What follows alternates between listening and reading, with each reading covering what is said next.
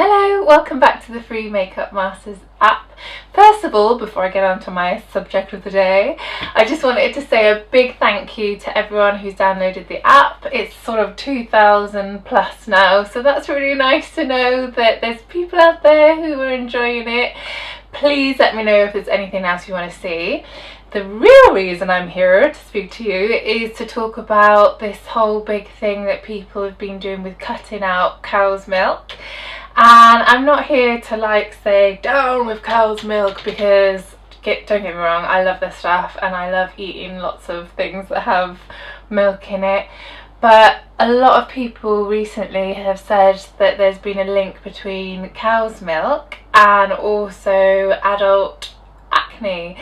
So I'm someone who has suffered from acne from puberty and I'm in my 30s now, so I've just kind of got to the stage where I've tried everything.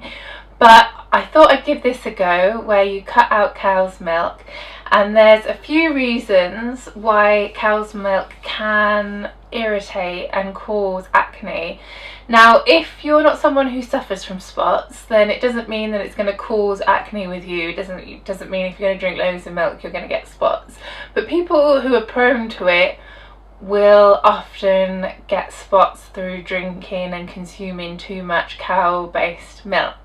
There's a few reasons for this, and I'm not a nutritionist, so please don't shoot me down if I say something ridiculous.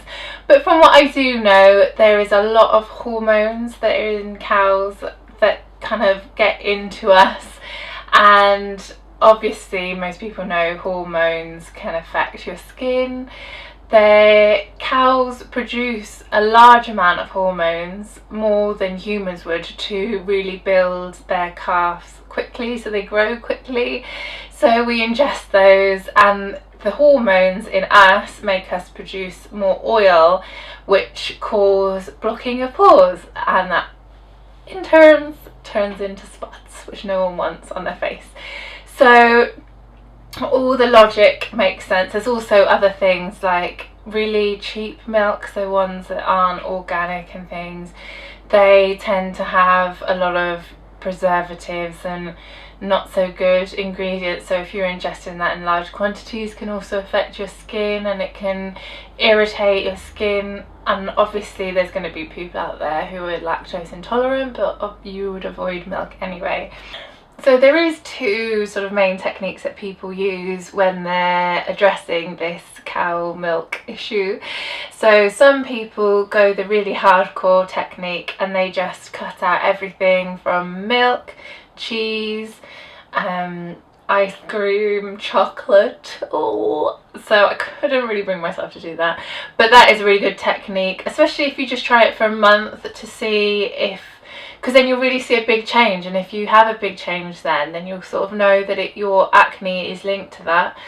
I did try doing it where I cut it out quite a lot, and then for an experiment, had quite a lot of milk just to see if it did affect, and I did see a difference. A couple of days later I started getting more spots.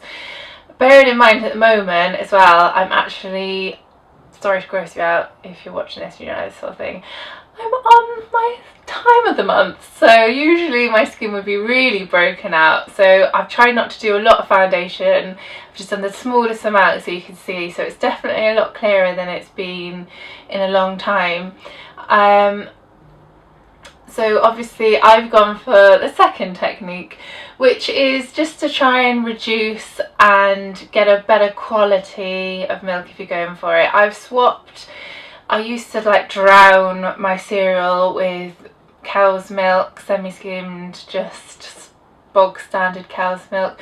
So I've swapped to almond milk, and there's a lot of different types out there, so you do need to adjust to it, and some people don't like the taste.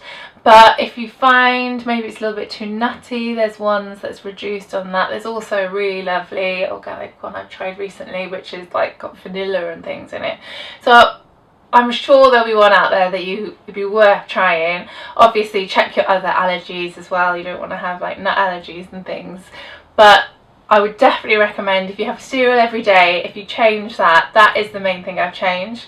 I still like a drop of milk in my tea because I just don't like it as much in tea, and I indulge in occasional chocolate binge fests, which do reflect on my skin the next day. I tend to pay for it, but sometimes it's just worth it, isn't it?